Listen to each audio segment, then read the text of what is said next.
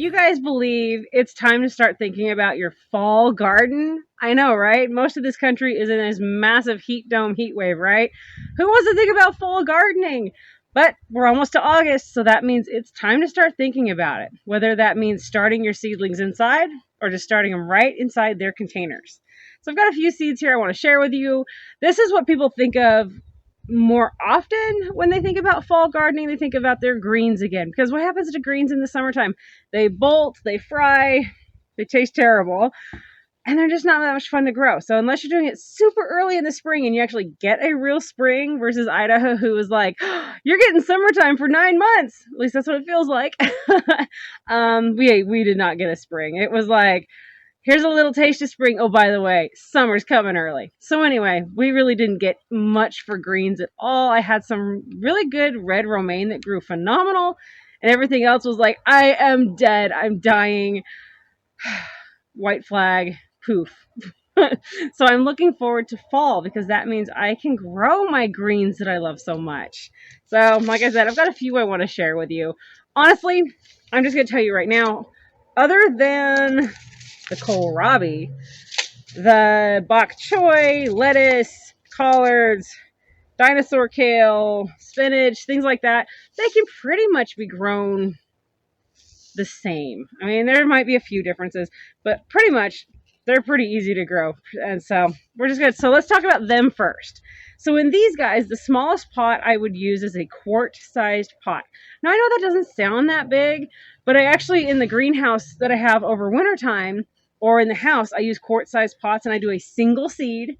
Now, like, I will start in clumps of like 2 or 3 seeds, and then I will pick them out and then try to put those ones in another one, because I am really terrible. You know how they say thin seedlings? I'm like, no, I can't. I don't know, something about thinning them. I'm like, no, I don't want to. So they thin, but I just can't throw them away. So anyway, on these ones, if I start them in the pot directly, then I will thin out. If there's extra ones that were growing really well, I'll thin them out, put them carefully in another pot, let them grow as well. Oh, I just lost my lighting. There we go. So anyway, those ones grow in a container. Now, if you can get closer to a gallon size, that's phenomenal. And if you can get to a gallon size, you can actually grow easily 2 of these per pot. And like I said, I do this in the greenhouse constantly. And if you don't want it to be bored to death, why not take a purple bok choy and pair it with, say, some spinach. You got some different colors in your container. You could grow 2, 1 of each. Now, like the dinosaur kale here, I do like to grow it in a gallon-sized pot if I can. I have grown it in a quart-sized pot the last couple winters in the greenhouse as well. And I get a lot of leaf growth. I may not get the height, but I get a lot of leaf growth. And they're not massive leaves, but they're perfect for salads. I mean, let's be honest, I don't really need a leaf that's forever huge. I mean, true, pick one leaf, everybody's got salad or crunchy chips or whatever. But so anyway, I mean, you don't have to go for this massive, massive mondo plant. You really don't. Collards, I also grew about 2 per gallon size pot this last year, and they did better. But again, they also did really well in the quart to like the mid-sized pots. Lettuce, these little things, even though I said grow 1 per quart, I've had some where I managed to grow 2. And they just grow and grow and grow. And it's crazy how thorough these guys are about growing. So yeah, I mean, I'm saying grow 1 per pot. But honestly, with these guys, you can easily get in a quart size 2 growing. And they'll be just fine. The spinach likes to have some room. It likes to be able to stretch out and breathe a little bit. So 1 per pot if you can. But like I said, if I get bored and I kind of, you go in the greenhouse, it's the dead of winter. Everything's brown and dead, maybe some snow, and it just kind of is boring. So I did get creative last winter, or fall when I planted. Anyway, I mixed it up. I put different things in pots together so that there's just that eye catch. It gives you something different to look at. And again, that's also why I like growing like collards. They have this beautiful purple streak in their leaves, and I don't have it out here. I should have grabbed it, but like Swiss chard, the rainbow lights or the red jewel or any of those ones, that pop of color. I mean, not only is it obviously full of more nutrition, the more color, more nutrition, the darker the color, and that's why you'll see I grow a lot of purples. They've got more nutrition value. but it's also something fun to look at in the wintertime when you're just bored to death with the weather. Now, kohlrabi, 1 per quart for sure. In a gallon-sized pot, though, I've clumped them. I'll grow like in clumps, like in that circle that I've got. I'll grow like a triangle, and I'll 2, 2, and 2, or just 1, 1, and 1. And maybe if they're staying small, I'll put 1 or 2 in the middle. So in a gallon-sized pot, I'm getting anywhere from 3 to 4 to 8 plants. And the kohlrabi, we like using their leaves, and then of course cook them up like you would a cabbage. So anyway, yep, I know it's hot. I'm sitting here sweating underneath the shade cloth in the breeze, which we haven't had a breeze in weeks and weeks, and we get a breeze, so it's kind of nice. Should not be complaining. But here, like I said, it's summertime. We're not really thinking about it when we need to be thinking, what am I going to do for fall? Because right now, these guys, they're not going to enjoy the heat. Obviously, they can fry to death. They could bolt. But if you have the ability to maybe start them in your house or under shade, something like that, give them plenty of water. Don't drown them. You don't want fungus. You don't want bacteria. You don't want mold, mildew, any of that issues. But keep them moist. Keep them damp. They will grow. And they'll be so happy. And then by the time fall really kicks in and wintertime, you'll have crops growing. So my store is what I'm growing in the house in pots, what I'm growing in my greenhouse in pots, setting up cold frames. That's where like you put some windows and maybe some straw bales around it, or you make a frame and you put your containers in a cold frame, or you can grow directly in the ground in a cold frame. But you've got options here in Idaho. Everybody's like, oh, wintertime, we don't grow anything. You guys, I have been growing stuff since 2015 in a greenhouse. The first year I didn't heat the greenhouse. I was like, okay, let's see what this thing does. Not a lot. That was a really rough winter. We had a bad winter, that one.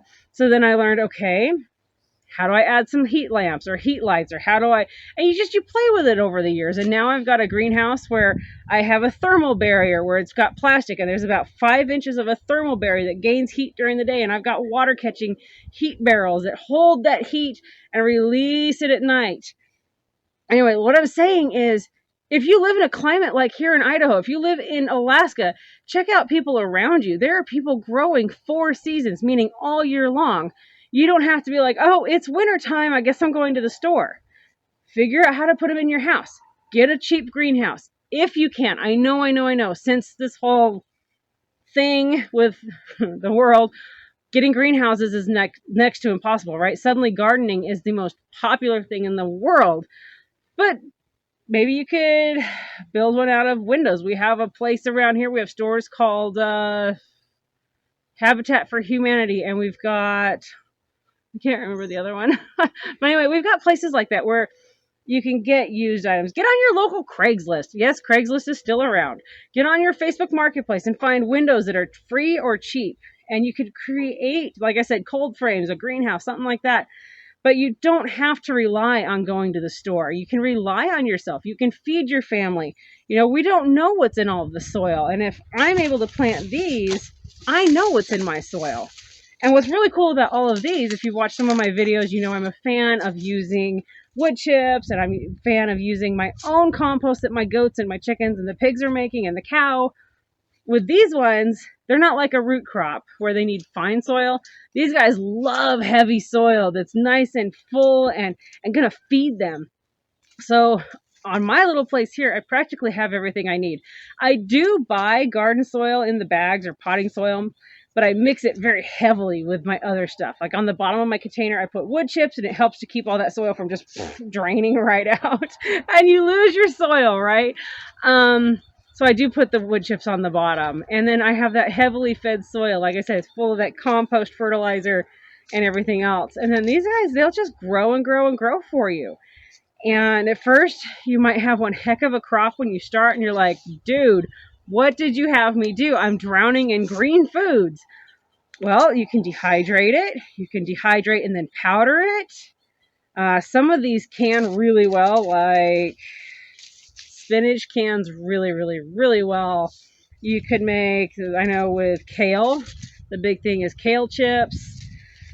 I mean, honestly, there's a lot of things you can be doing with these. And collards, they actually freeze pretty well. So like I will take, let's say carrots and squash, and I'll chop them up, and then I'll clean off my collard leaves really well, or spinach, or cabbage, whatever. And I'll clean them up really, really good. Make sure they're nice and clean. Chop them how I want. Pat them dry. Put them in that container, the bag, and I will freeze them. And yeah, they're kind of getting mushy, but so far I'm having good luck. If it's a good sturdy leaf and nice and thick, then I'm not getting mush. Now, it isn't very much fun when you cook it up and you ended up with mush, but stir it really well. It's just going to all blend in together and you're fine. Nobody will notice. Hopefully. But what I'm trying to say is, whether you're growing in a garden in the ground, whether you're growing in containers, whether you have a greenhouse, you just have a house, you have a porch on a patio, you have a single window, you can be making your own food. In one video I talked about how you don't have to go buy pots. I know, dollar store, they still have pots in stock, just FYI. And then some of the stores like Walmart, Fred Meyer, my brain is escaping me, you guys. Other stores like that. Anyway, they're going to be selling off their summer stock this month. I overheard that as soon as August 1st hits, they drastically cut the prices on a lot of their summer items, which, oh, that's gardening. And because they need to make room for fall decorations and fall stuff. So watch for those sales. But if you don't want to have to go spend money on something you don't know you're really going to do, if you eat dairy and you buy yogurt in those like quart size or larger sizes, you guys, those are food grade plastics. Now, I'm not really big on growing in plastics, but I mean, I'm growing in pots, so duh. I guess they are. But they may not hold up to the sunlight for years, but you're going to get a season out of it. You might get longer out of it if you're just growing in a window. You know, it doesn't have that, and just keep rotating it. It's not getting the severe direct heat and sunlight. You don't have to go purchase a pot to grow in. Just save your containers. Poke some holes in the bottom. Make sure you got good drainage. Maybe tuck it inside of another one so you've got a reservoir at the bottom for water and it can suck up the water because you don't want water all over your floor. But what I'm saying is you've got options. Be growing your own food. You don't have to go to the store. Now, maybe you'd like to. But like I said, you're going to know what you're eating. You're going to know what your family is eating. And it's less that you have to go spend at the store. You guys, we're seeing drastic price increases right now. We have seen over a 50% increase in certain products. Some other ones are now sitting at a 24% increase, and they said we're going up again.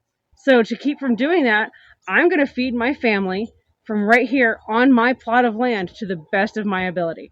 And your plot of land might be an apartment building with a single window, or maybe you don't have a window. Well, guess what?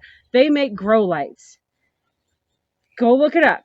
Amazon, a lot of stores, Walmart has them in their lighting section. And you guys, just a secret, you don't need grow lights. Those things are expensive. And guess what?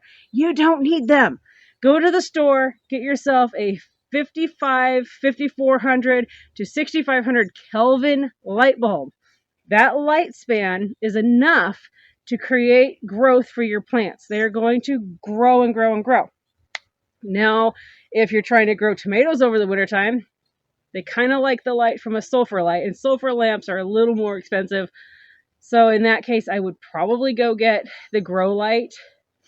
But for the most part, you don't have to go spend money on those things, especially like if you're growing greens. Just go get yourself a high-powered light. They don't use that much more energy, and you're good to go. So anyway, what's your excuse? Why aren't you growing food? Start thinking about it now. And if you're like here in Idaho and you're cooking to death and you're like, you're crazy, I'm not planning fall gardening. No, you're crazy. It's time to start your fall gardening plans. All right, you guys, I've talked long enough. I'll catch you all later. Bye, guys.